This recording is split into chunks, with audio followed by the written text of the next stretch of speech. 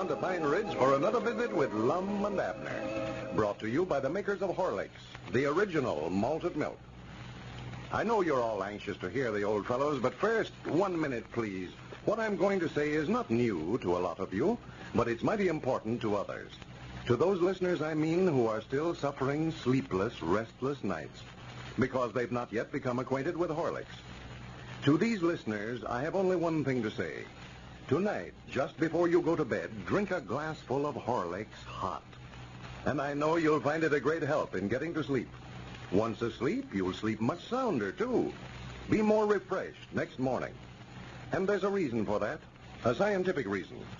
A nourishing, easy-to-digest drink like Horlicks, taken just before retiring, has been shown to reduce restlessness, to soothe and relax you, enabling you to get maximum rest from your hours of sleep. Just try it. Try Horlicks tonight, and then keep a package on hand. It's easily, quickly prepared at home and can be obtained in either natural or chocolate flavor. And now, let's see what's happening down in Pine Ridge. Lum's only chance for acquittal on the charges of violating the blue sky law is to produce Squire Skimp, the promoter of the fake silver mine, before the case comes to trial. Well, yesterday, they learned that the missing Squire is now in Tulsa, Oklahoma, and Lum is planning a trip to Tulsa to bring him back for trial. As we look in on Pine Ridge today, we find Lum and Abner over at Lum's house making preparations for the trip. Listen. This valise here is about full, Lum. I can't get these house slippers in here. Well, I never meant to take them anyway. What all have you got in there, for goodness sake? Well, I just put stuff in here that I thought you'd need. Let me see. Oh, goodness, you've got enough clothes in there to run me 6 months. Yeah, but now you can't tell how long it'll take to locate Squire after you get over there, though, Lum. Well, I can't be gone long. My trial comes up next week sometime. If I can't find him before then, it won't do no good no way. Yeah, that's right, yeah. What in the world's this you've got in there? Yeah, wait a minute. Lean over again, Lum. What for? Doggy, you sure smell good. Oh, yeah, that's that hair tonic Mose Moose put on me down at the barber shop a while ago. Oh, yeah. Violet flavor, I believe he called it. Uh-huh. Yeah, sure is strong enough. I've been smelling it ever since you come in the room. Didn't know what it was. Yeah, you give me a good dousing with it, all right. Sort of made my eyes burn. Yeah, that just reminds me, too, Lum. You know, I told you how that vanilla extract's been disappearing down to the store. Yeah. Have you been missing some more? Yeah, but I found out where it's been going to. Cedric's been getting in it. Cedric? Yes, sir. He's using it for perfume. For goodness, vanilla extract for perfumery? Yes, sir. Every time we get on that store, I get hungry. Smells like somebody baking a cake in there. Swan to goodness. That boy is a sight. No telling how much of that stuff he's used. Just poured it all over himself. Got the whole store to smelling like vanilla. We ought to just stop handling that vanilla flavor. Yeah, you better speak to him before he starts in on the banana or lemon or some of them other flavors. We can't just quit handling extracts just on account of him. Well, I'm a-charging him with it. Every time I get a big whiff of vanilla, well, I just go charge up another bottle to him. Now, how's he coming on the books anyway? I've been so busy with this trouble of mine, I ain't had time to check up on him here lately. No, well, I run it up the other day, and according to my count, he owes us about $4 more than he's got coming. $4 more than he's got coming? Yes, sir. Well, you better tell him if he don't stop that, we're going to fire him. Well, we can't fire him, Lum. We never would collect it. Yeah, but if he's going further in debt every week, it'd pay us to fire him now before he gets in debt any further. Here, one of these nightshirts is enough. What's this down in here? Huh? Oh, that's your overcoat. Overcoat? Yeah. Well, no wonder this valise is so full. Take that thing out. I don't need no big, heavy coat this time of year. Well, that's part of your disguise, old Lum. You've got to take that. Disguise? Yeah. I'll bet you'll be the only fella on the streets over there with a big overcoat on. Of course I would. This time of year, folks would think I'd lost my mind going down the street with a big overcoat on. Well, that's just it, Lum. See, you pull that coat collar up around your ears, and then your hat down over your eyes, and put them whiskers on, wouldn't nobody know you. What whiskers? Oh, I forgot to show you. Hey, wait a minute there, down in here somewhere. Here, Yeah, here they are. Look out, what is that thing? Here, that's the whiskers. Slip them on, see how you like them. For goodness sakes, I wouldn't put them things on my face for nothing. Where in the world did you get them things, anyway? Why, I made them myself.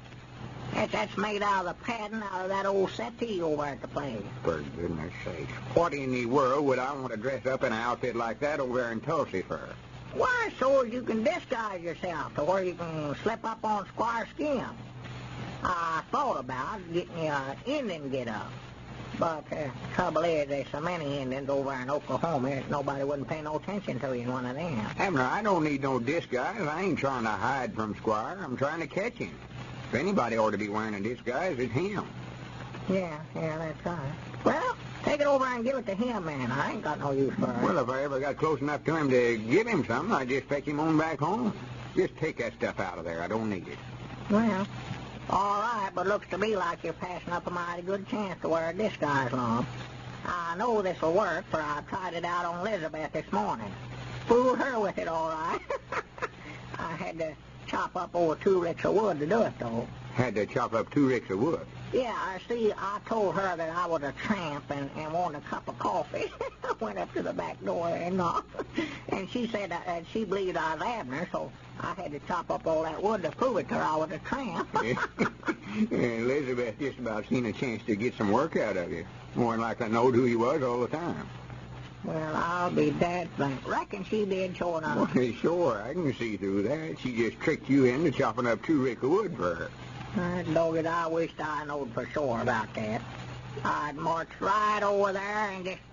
No, I reckon ain't much I could do. It's done chopped, ain't it? Yes, the gooder knowing you over there doing a woman's work.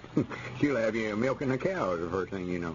Yeah, I'm just glad I had on that disguise so nobody else couldn't tell who it was. I never would hear the last of it. They'd josh the life out of me down around the barber shop there if they catch me chopping wood. You won't catch me wearing nothing like that. Oh, well, I don't think Squire would try to get you to chop no wood, Lum. No, but the whole thing's so silly, Abner, right? Wait a minute. What's this in this sack? It's warm. Ain't nothing alive in there. Oh, I reckon them taters are still hot. Potatoes? Yeah, them sweet potatoes. That's going to be a surprise, Lum. That's lunch that Elizabeth fixed up for you to eat on a train. Well, I do know. Now, ain't that nice? She hadn't ought to went to all that bother with herself, though. Oh, well, that's all right now. If you don't get there till tomorrow night, why, that little snack will come in mighty handy, Lum. You'll get awful hungry in that length of time. It's a good thing I seen it before I closed up the valise. I wouldn't know I had it till I got clean to Tulsa. Why, sure. What's the matter with me, anyway? Well, tell Elizabeth thank you. I weren't aiming on taking no lunch. Just sort of figured I'd have to buy sandwiches or something from that fellow who runs a little store there in a smoke car. Yeah, oh, yeah. I do love to buy stuff from there. I recollect when I was just a little fella, I always wanted to buy one of them little engines with them little colored candies. Oh, yeah. Little lanterns. Yeah, Lord, I saw them. And Pearl, she always wanted one. Finally, I bought one for her. She's got it sitting on a mantelpiece over at the place now. But them's awful nice fellas to trade with. Or so friendly, looks like. Yeah. What is this? Fried chicken she got down in here? I don't know. I never seen her put it up. I just... Look there. 2 big pieces of cake. Well, yeah, doggy, chocolate layers cake, ain't it? Lum, don't reckon that stuff would spoil before you get a chance to eat it, do you? I don't know. I just think about the same thing myself, Abner. My granny's, there's a drumstick, my favorite piece of chicken. Yeah. Maybe I ought to eat some of this stuff to sort of save it, reckon? Yeah, of course, you don't want to eat too much now and make yourself sick, Lum. It's a lot there, you know. You don't want to do that just to save it. I could eat that wing there for you. Oh, that's all right, Abner. I'll be able to eat it all, I think. All right, thanks. Looks awful good, don't it? Yeah, it is good. Yeah, that's as good as chicken as I ever had. What you looking for? Oh, I just looking down in here, see what all she had here for you. Well, here's some hard-boiled eggs, Lum. Yeah, good. Pass one of them up here. See any bread down in there? Yeah, here's some biscuits. Yeah, here. Cold biscuits and cold fried chicken. Granny, that's something I do love. Oh, yeah. You ain't going to be able to eat all that hay, Lum, by yourself anyway. Well, I don't know. But I don't believe you are. Well, there's a second joint. Now, that's my favorite piece of chicken. Yeah, hand me that. I'll work on it a while. Yeah, I wished I was going somewhere. Do you like the wing, Lum? Yeah, probably will. You asked me about that a while ago, I think. Hey, you like nearly all the pieces, don't you? If I was you, Lum, I wouldn't try to eat both them pieces of cake, though, I don't believe. Well, what's the matter with them? Well, it's just awful rich, you know. Too much of it that way might make yourself sick. Yeah, that's right. Of course, I could save one piece of it till I get on the train, I reckon. Well, the trouble is, it dries out so bad, Lum. I just started thinking maybe I could eat one. Wait a minute. There comes Dick Huddleston up the front porch there. Yeah, well. Holler at him there. Tell him come on in. Well, howdy, Dick. Yeah, come in. Well, howdy. Yeah, pretty good. Come right in, Dick. Just getting my duds packed here. Yeah, I see. Looks like you're doing a pretty good job packing that food away, too. Yeah, this is a lunch Elizabeth fixed up for me to take on the train. Yeah. Well, that's what I want to talk to you about, Lum. I don't believe you better go to Tulsa. Better not go to Tulsa. No, Grandpappy Spears and Uncle Henry Lunsford and some of the others here in town are a little uneasy about you leaving town. Oh, well, shuckins, I've rid on trains before. Ain't no danger. Well, I don't think they're uneasy about that, Lum, but, well, just to be honest with you, it's the ones that signed your bond to get you out of jail. They're a little afraid to let you leave town, afraid something might happen to where you wouldn't get back in time for your trial. Then they'd have to pay off the bond. They just don't want to take those chances. Well, I'll be dead blamed. Ain't you going, Lum? I guess I can if they don't want me to. Well, go. Abner, put that chicken down. Come back here with that line. Well, now, if you ain't going on a train, you don't need no watch. Ain't no use just let this stuff go to waste. Well, Lum still has to figure out some way to get Squire back in time for that trial. Prevention is better than cure, says the wise old proverb. Perhaps you don't believe in sayings, but apply that one to the common cold, and you'll see how true it really is. Every winter, colds cause plenty of distress and often serious illness. Prevention would be worth millions of dollars to civilization. Science has tried, of course, tried for years, but still there's no definite solution. One thing science did discover, however, is that diet is an important factor in cold prevention.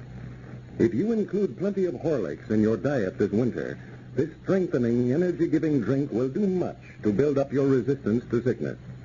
That's because it's rich in vitamins and in bodybuilding minerals. Give Horlicks to your youngsters and to the whole family. They'll never tire of Horlicks' full, delicious flavor. You can get it from your dealer in either natural or chocolate flavor. This is Carlton Bricker, speaking for Lum and Abner and Horlicks, who now bid you all goodbye until tomorrow at the same time.